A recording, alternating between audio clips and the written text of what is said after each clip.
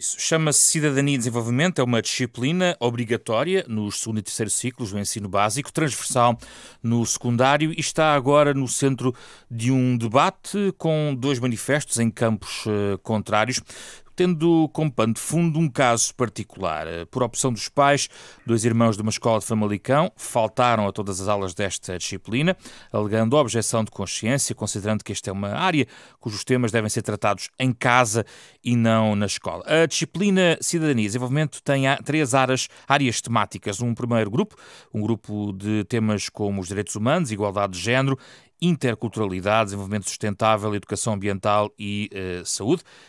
Há um segundo grupo de temas que deve ser trabalhado pelo menos em 2 ciclos do ensino básico, e aqui encontramos domínios como os média, a sexualidade, a literacia financeira ou a segurança rodoviária, entre outros temas. E há um terceiro grupo para qualquer ano de escolaridade, recordo que é também transversal no secundário, e aqui os temas são o empreendedorismo, o mundo do trabalho, o bem-estar animal, o voluntariado, o mundo do trabalho, entre outras matérias. O caso, em particular, deste caso de Famalicão, que levantou toda esta polémica, arrasta-se desde o ano letivo 2018-2019, motivou um conjunto de decisões internas dentro da escola e também ações judiciais contra o Ministério da Educação.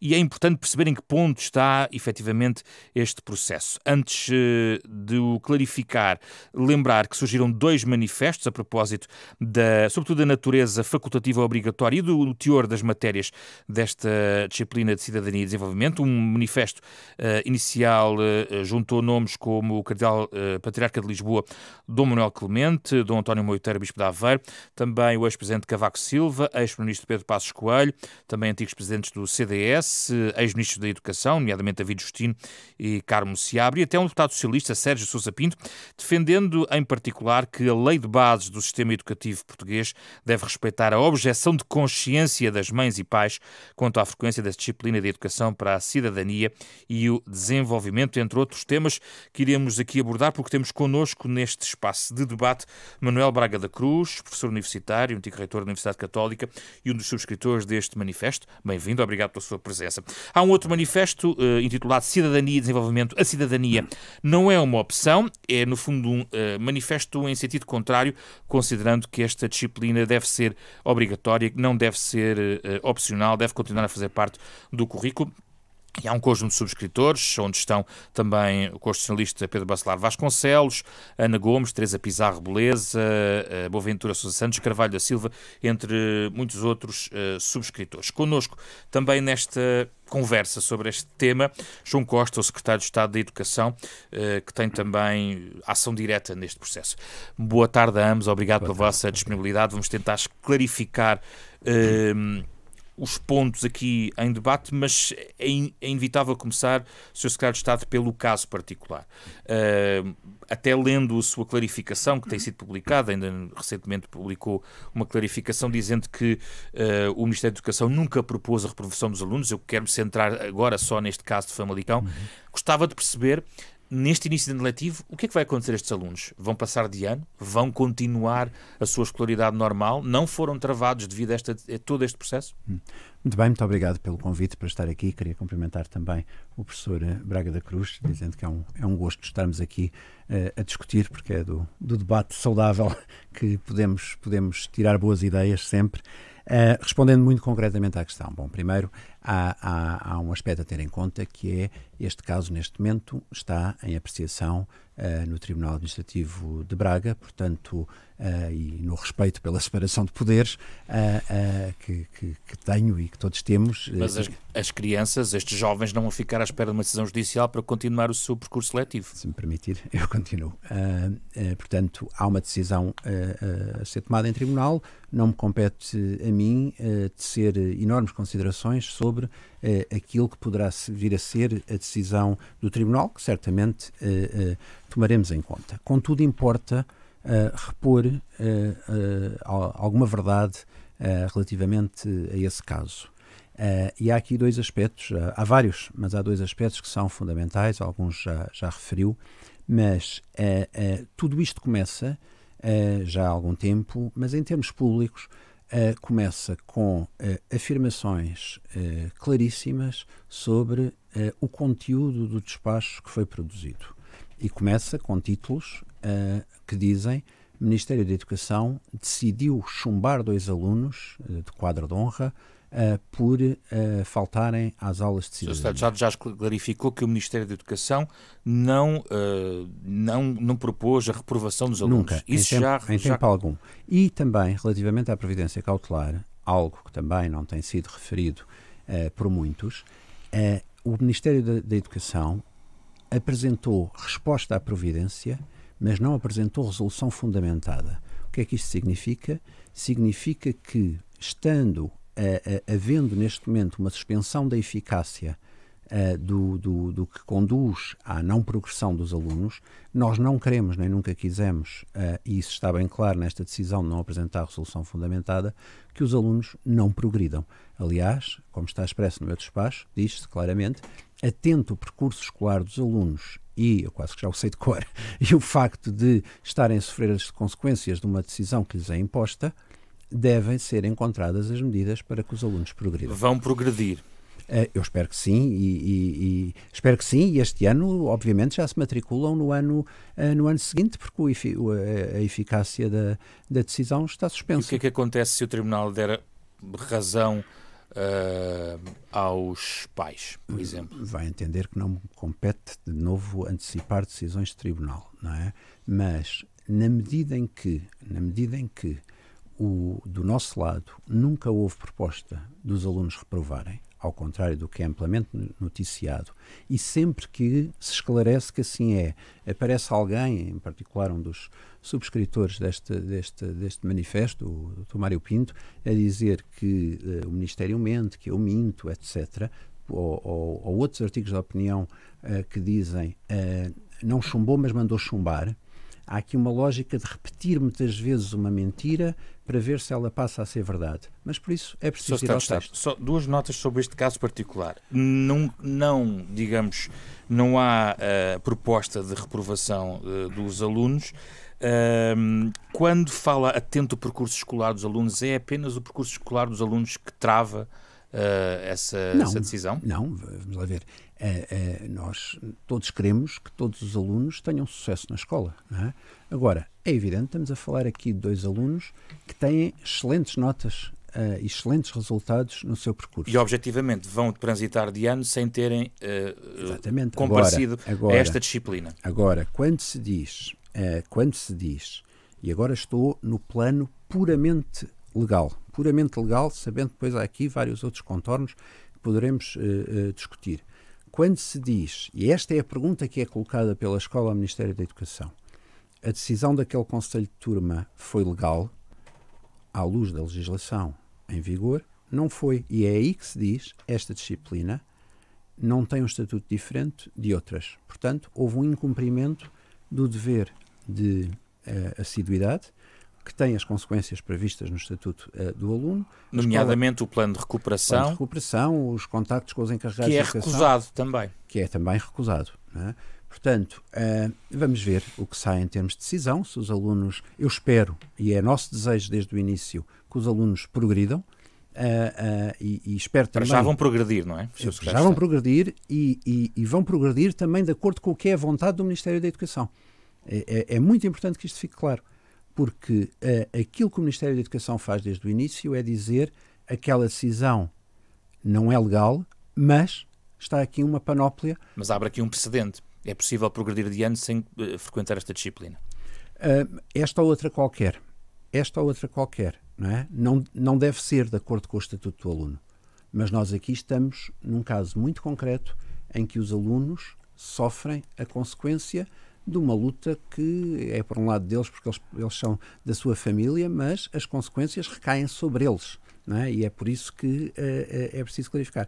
Agora, eu sei que, dito isto tudo, amanhã provavelmente terei uma manifestação a dizer é mentira, ele é mentiroso porque mandou chumbar os alunos. Portanto, aqui já não vale a pena insistir muito mais, porque o que está escrito, está escrito. Professor Manuel Braga da Cruz, eu comecei pelo caso particular, a questão da cidadania e desenvolvimento de facto acaba por ser o tom principal, mas já agora esta decisão de progredir independentemente da decisão judicial, parece-lhe que há algum bom senso que prevalece, apesar das diferenças de opinião?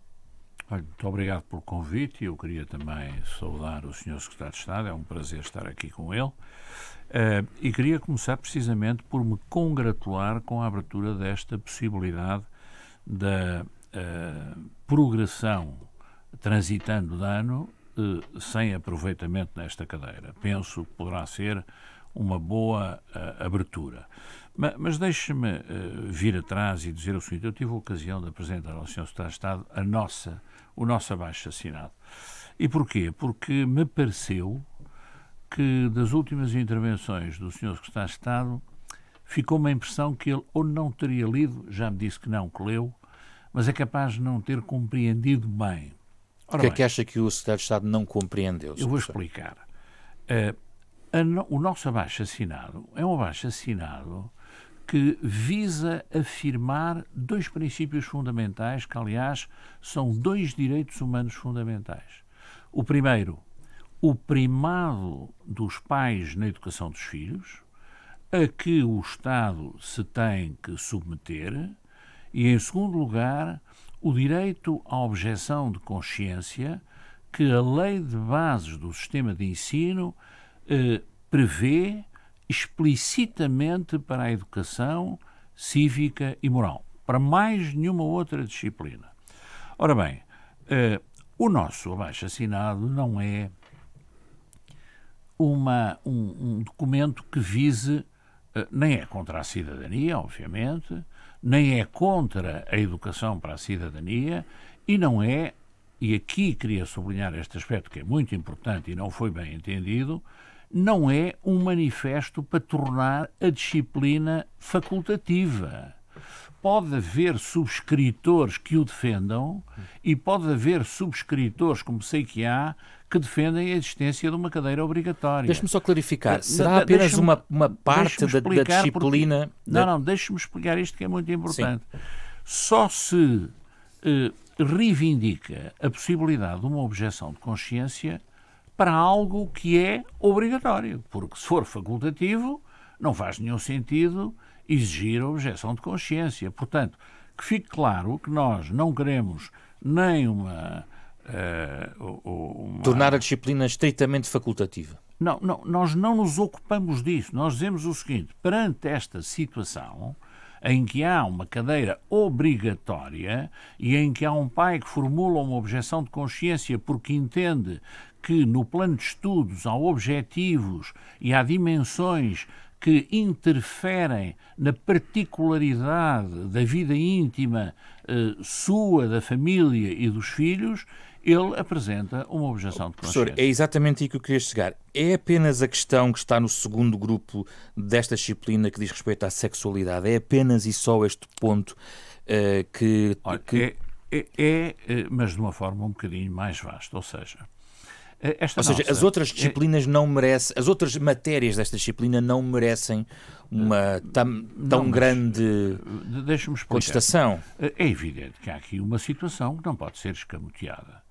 Este abaixo-assinado surge na sequência deste caso, mas surge também na sequência de uma apreensão cada vez mais alargada relativamente àquilo que está a acontecer nas escolas portuguesas com a introdução da ideologia de género, e sublinho, não se trata da questão da igualdade de género, porque ninguém é contra a igualdade de género.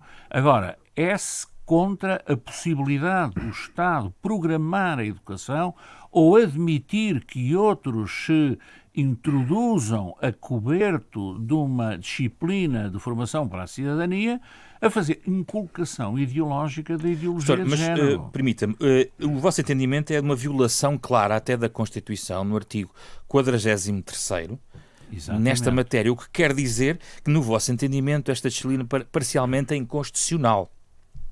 Ou seja, o que a Constituição diz muito claramente é que o Estado não pode orientar a educação de acordo com nenhuma perspectiva ideológica. Artigo 43, não é?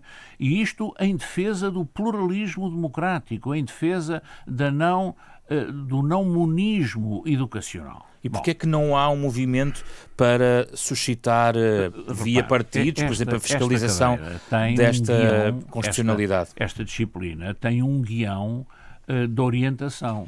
Quem lê esse guião fica perfeitamente consciente de que há uma orientação ideológica que não tem sustentabilidade científica, que é controversa do ponto de vista científico e que se quer apresentar como a via única para conseguir a igualdade de género ou o respeito pela igualdade de género. Não é verdade. E este é o problema que suscita a objeção de consciência. Sr. Secretário de Estado, a objeção de consciência, o abrigo da Lei de Base do Sistema Educativo, uma violação do artigo 43º da Constituição. Estes argumentos, como é que responde? Bom, de uma forma simples. Primeiro queria reportar-me ao início da intervenção do professor Braga da Cruz, que parece que se está aqui a pintar uma abertura de uma possibilidade que não está prevista relativamente à progressão dos alunos. De novo, para além de dificuldades de compreensão, provavelmente tem dificuldades de expressão também. O que foi aqui afirmado é o que está afirmado desde o início. É que o Ministério atenta ao percurso dos alunos, atenta a situação em concreto, não quer impedir a sua progressão. Portanto, por isso é que perguntei se a questão tem a ver com o percurso dos alunos, apenas e só. Ou seja, não há aqui uma notícia. É um caso particular? É um caso particular que e não por será isso, um precedente. E por isso se prevê, também no despacho, a validação do percurso irregular. É exatamente o que lá está. Basta ler e não ler aquilo que se diz. Mas se os pais não cumprirem o plano de recuperação ou não validarem a presença dos seus filhos em relação ao plano de recuperação... Estamos a falar de cumprimento da lei, não é? Estamos a falar de cumprimento da lei. No âmbito do Estatuto do Aluno? No âmbito do Estatuto do Aluno é a reprovação. Não é? Então podem reprovar mais à frente? Agora, que acrescento uma coisa importante. É que todas as leis ordinárias têm que submeter à lei estruturante, que é a Exatamente. Lei de Bases então do vamos Sistema aí, Sr. Professor, porque eu acho que é aí que está também construído. A Lei de Bases do Sistema Educativo é claríssima em defender que a educação cívica e moral deve ser feita em liberdade de consciência. Isto é uma afirmação de grande importância cívica. Exatamente. Porquê? Porque o conceito de cidadania, o primeiro significado da cidadania, antes de significar igualdade, participação e muitas outras coisas, foi o significado da liberdade. Eu peço desculpas a pessoa que eu não interrompi, também agradecia que não utilizássemos aqui estratégias de dialética que passam por retirada de tempo para a resposta a algumas questões que vão sendo colocadas. Primeiro, sobre a minha incapacidade de compreensão do manifesto, eu acho que isto decorre de eu ter afirmado por escrito e oralmente, que na informação aos meios de comunicação social associada a este manifesto há dados que não são verdadeiros e não são objetivamente verdadeiros. O dizer-se que há um despacho que determina que os alunos recuem 2 anos. Não há. Acabei de o citar. Então leia. Há um despacho seu. Então eu peço que o leia. Concorda. Eu peço que o leia. Com a reposição da legalidade. É assim ou não é? Não é. Não é, desculpe. É um despacho meu que concorda. Eu posso citar, se calhar, como mediador, as palavras do próprio Secretário de Estado no seu artigo, onde disse que exerou um despacho concordando com a informação para que o serviço, neste caso a Direção-Geral de Educação, a DGEST, proceda à adoção das medidas necessárias à reposição da legalidade. Isto são palavras suas escritas no Jornal Público. Sim, mas essa é a estratégia. Essa é a estratégia de desinformação que é utilizada neste caso e noutros. Desculpe, mas não me vai interromper novamente, porque eu também tive a amabilidade de não interromper. Que é retirar de um despacho que tem várias páginas. Estou só a citar o artigo que escreve para o Jornal Público. Interessa, mas continua a dizer que também citando o despacho, atento a medidas necessárias, excluindo a reprovação dos alunos, como eu disse na introdução no programa, e também atento cumprido o referido plano, estamos a falar do plano de recuperação das aprendizagens, a que também já fiz referência, poderá a escola aferir se a situação dos mesmos se poderá enquadrar numa das hipóteses previstas na portaria. Daí eu ter perguntado se é uma questão que atenta só ao percurso. Estou a citar as suas palavras no Jornal Público. Sim, mas eu quero citar o que está no despacho que o professor Braga da Cruz tem acesso. Diz assim: Já agora era bom publicá-lo e torná-lo ainda mais público. A parte crucial também está aí no que está a ler. Diz assim: a anulação dos atos em causa implica a destruição retroativa dos efeitos jurídicos dos mesmos, o que se traduz na anulação da transição dos alunos, colocando-nos no ano de escolaridade anterior, importando que seja praticado um ato substitutivo do anterior. Sem prejuízo do supraestendido e da necessidade de reposição da legalidade, porque nunca o Ministério da Educação vai dizer incumpra-se uma lei, não é? Isso parece-me óbvio.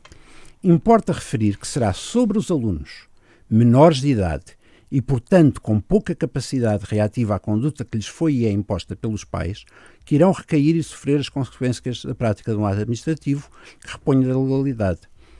Assim, propõe-se que a medida seja globalmente aferida pela escola e que sejam medidas tomadas que, de acordo com atento ao percurso escolar dos alunos, permita a sua progressão e a validação de um percurso. E sabemos que as medidas não envolvem a reposição, por exemplo, das aulas em atraso, os planos de recuperação... Algo que também foi noticiado aqui pela Renascença, que é dizer o despacho do Secretário de Estado diz que os alunos devem repor todas as aulas em atraso. Falso. Isso não está no despacho. Mais outra coisa que é falsa... Mas não está fora de hipótese a possibilidade de eles reprovarem, porque obviamente não indo o Ministério da Educação contra a lei, não exclui a possibilidade de aplicação legal de uma determinação judicial. O processo está em curso, não é? O processo está em curso. Mas portanto, o que vai acontecer aos jovens? Vão progredir? Já respondi. Vão para o ano seguinte. Mas sobre a esperar, possibilidade de reprovarem? Quer dizer, não me compete, nem é da minha... Acha que dá estabilidade a estes menores de idade?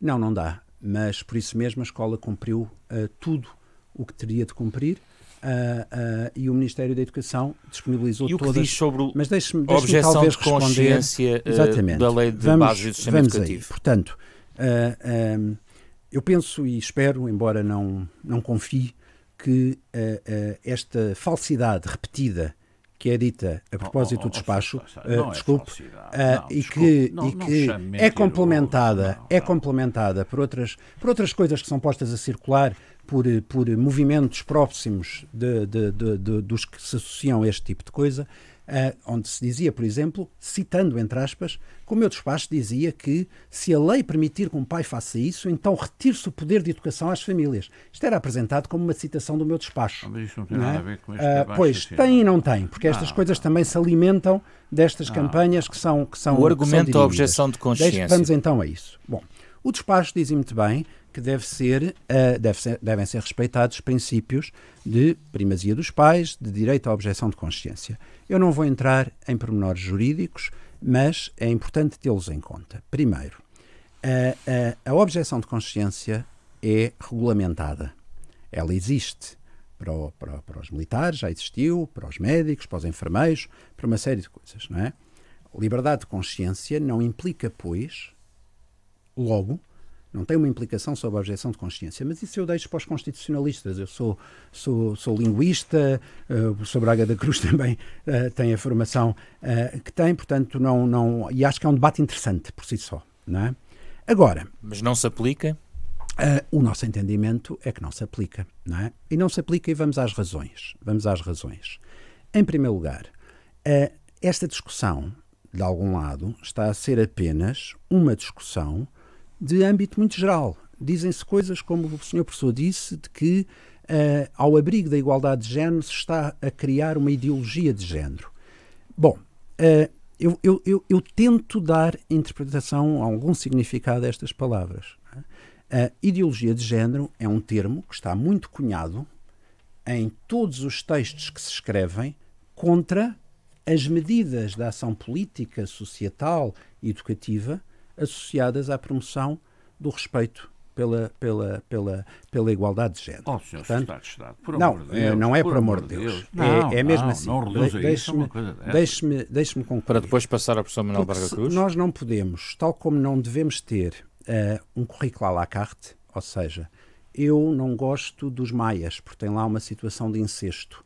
Portanto, eu decido que o meu filho não lê os maias, porque contraria, espero eu, os princípios gerais do que é uma visão sobre as relações normais familiares, e ainda por cima, a dada altura, é um incesto consciente. Eu não gosto deste tema, o meu filho não o estuda, gosto daquele, o meu filho estuda. Isto não é o que está previsto no que é citado sobre primado dos pais. A nossa legislação, desde sempre, desde a Lei de Bases do Sistema Educativo, desde a sua Constituição, no seu entendimento. não prevê o cumprimento disto que tem sido muito citado, que é a escolha do género de educação. E por isso a nossa legislação tem ensino público, ensino particular, ensino confessional, ensino doméstico, ensino individual, ensino à distância.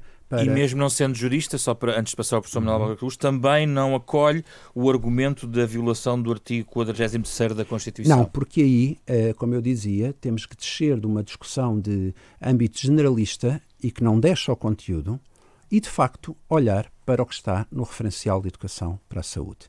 Onde, repare, o que é introduzido num currículo geralmente vem por duas dimensões. Ou tem base científica ou tem um amplo consenso, ou se, como dizia o professor Braga da Cruz, tem respaldo naquilo que são os instrumentos jurídicos constituintes deste consenso amplo que é a vida em sociedade. Ora, a proteção face à segregação, à discriminação, à saúde, ao respeito pelos outros, está inscrito na Constituição, tal e qual como este artigo 43º. Deixe-me só dizer. Tenho que passar ao professor Braga da Cruz.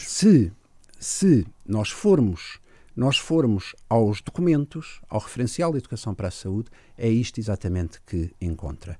É aceitação, respeito, tolerância, acolhimento. Vejo uma divergência meramente jurídica, professor Braga da Cruz? Não é jurídica, é substantiva. Quer dizer, quando há uma cadeira em cujo programa se diz claramente que o objetivo da cadeira é eliminar estereótipos e preconceitos relativamente à questão de género, quando se diz que o objetivo da cadeira é alterar costumes, atitudes e valores relativamente à sexualidade, não é competência do Estado andar a querer promover, através da educação, a alteração de comportamentos sexuais. Quer dizer, há aqui uma perversão da função do Estado na educação. O Estado tem a obrigação de respeitar a prioridade educativa dos pais e nestas matérias, que são matérias de consciência, repare bem que sempre qualquer problema destes aparece no Parlamento, os partidos dão liberdade de voto, porque são questões de consciência. Vamos por partes. Onde é que está o limite da educação para a saúde como princípio que baseia no argumento? Deixe-me agora, se me permite, colocar a questão. A educação para a saúde é a base, digamos, de fundamento para esta inclusão. A educação para a saúde Qual é o limite? Tem que promover a alteração de comportamentos sexuais, por amor de Deus. E, portanto, a obrigação do Estado é respeitar o papel educativo dos pais, mormente nestas questões que dizem respeito à vida privada, e, por isso mesmo, assiste aos pais, em princípio, a liberdade de apresentar, em termos de consciência, uma objeção de consciência. Está no âmago da cidadania, e é por isso que eu queria explicar que nós não somos contra a cidadania. Ao proclamar a liberdade de consciência, estamos a afirmar o valor primeiro que a cidadania obteve nos primórdios do liberalismo. Ora bem, e, portanto, não faz nenhum sentido estar a dizer que isto são matérias que conduzem ao respeito recíproco e à compreensão recíproca. Não. A quem compete definir aquilo que é a vida privada é aos pais e não é ao Estado. Claro que o Estado tem uma função complementar que deve desempenhar, mas não pode, de maneira nenhuma, impedir que um pai ou uma mãe formulem uma objeção de consciência quando, na educação moral, o Estado quer impor perspectivas que são contrárias àquelas da sua consciência. Se eu puder só esclarecer uma coisa, porque eu acho que há aqui uma declaração que tem alguma gravidade, que gera alguns alarmismos em alguns setores ou em alguns ouvintes, eventualmente, menos informados sobre o que de facto está nos documentos. Quando se diz que se visa promover a alteração de comportamentos sexuais, há aqui um pressuposto que é no mínimo bizarro. Eu sou homossexual e porque alguém me diz que existe heterossexualidade, eu vou a correr mudar os meus comportamentos. Quer dizer, é disto que estamos a falar. Mas é disto que estamos a falar, professor Manuel Braga da Cruz? Mas deixe-me dizer, mas há daquilo que estamos a falar... Vamos ao centro da questão. Não, mas deixe-me ir ao centro... Professor Manuel Braga da Cruz, responda só, de facto, eu gostava de saber, é isto que... Não é nada disto, é outra coisa. É que está em curso uma instrumentalização da escola pública para a veiculação de uma ideologia que diz que o género é uma construção social e, sendo apenas uma realidade cultural, é optativa, e isto é dito a crianças de 6 e de 8 anos, que nem sequer sabem o que é sexualidade. E que se diz a uma criança que pode optar pelo género que quiser. E para isso se abre a porta das escolas a organizações que veiculam esta ideologia, o que é altamente atentatório da autonomia da escola e da liberdade dos pais. Eu peço desculpa, mas, Sr. Professor Braga da Cruz, por quem tenho imensa consideração e respeito intelectual, mas há limites para aquilo que é a veiculação do que não existe. Existe. E quando andam a dizer, eu trouxe aqui para lhe oferecer um referencial de educação para a saúde onde não está tudo isso que está a dizer que existe, não é? Quando vemos, está no referencial, está na prática. Então, ou é o Estado que está a promover... Dá-me licença. Agora, desculpe, mas eu tenho de responder. Convidam os alunos para assistir a uma sessão promovida pelo movimento LGBT e em que se convidam os alunos a contribuir monetariamente para o movimento. Senhor professor, eu posso pegar... Até agrupamento de escolas onde é que isso aconteceu, professor? Desculpe, eu prefiro dizer ao Sr. Secretário de Estado. Pois, ele é público, está nos jornais, é uma questão que foi criticada, que foi... não é novidade. Não é, mas eu posso pegar na aula de português... Não considera que isso é grave, já agora? É tão grave, para já, é importante ir ao detalhe do que lá está e também à forma como algumas coisas são instrumentalizadas. Agora, dizer-se que se está a perguntar, isto são as coisas que aparecem por aí e que interessa às vezes dizer em voz alta para criar alarmismo e para dizer o que não é. Senhor professor, desculpe, há documentos que comprovam que são os referenciais. Da mesma maneira que eu posso vir para aqui dizer que na aula de geografia se está a dizer que a Terra é plana e que isso mostra que é melhor não usar geografia, não ensinar geografia. Não, é exatamente a mesma coisa. É que a matéria da está a confundir. De consciência tem a ver com a educação cívica e moral, não tem a ver com ciências senhor professor, naturais. E é aí, Sr. Professor, que me vai deixar esclarecer. Quando perguntava, e bem, afinal sobre o que é esta disciplina, e eu agora acrescento, e se isto é uma matéria só de foro privado ou se é de foro também público e educacional. A educação para mudar os comportamentos sexuais é evidentemente do foro privado. Então eu vou-lhe perguntar se a prevenção de doenças sexualmente transmissíveis é algo a que todos nós devemos ser indiferentes. Vou-lhe perguntar não se é preciso educar crianças de 6 anos a diminuição, procure uma referência à educação nos referenciais para 6 anos, é primeiro ano do primeiro ciclo. Onde é que está a prevenção de doenças sexualmente transmissíveis nos referenciais para as crianças do primeiro ano do primeiro ciclo? Não está. O que tem é a valorização dos afetos e tem algo que eu tenho alguma dificuldade em perceber que seja do estrito foro da família e não uma preocupação do Estado, que é, por exemplo, a sensibilização para o direito que nós temos da proteção do nosso próprio corpo. E desculpe ter que dar assim uns exemplos que o estão a surpreender, mas nós até sabemos que, infelizmente, a maioria dos casos de abuso sexual de crianças se dá onde? No seio da família. E vamos perguntar, então, a criança não tem o direito a ter informação e a saber que pode falar com outras pessoas sem ser no âmbito da família? Mas não é que horror. Quer ir anunciar às crianças que podem ser violadas sexualmente pelas famílias? Não. Quer dizer às crianças que, primeiro, que as pessoas não têm o direito de lhes fazerem o que querem. E isto não é preciso dizer assim. Há práticas. Nós estamos a terminar o nosso tempo, Sr. Secretário de Estado.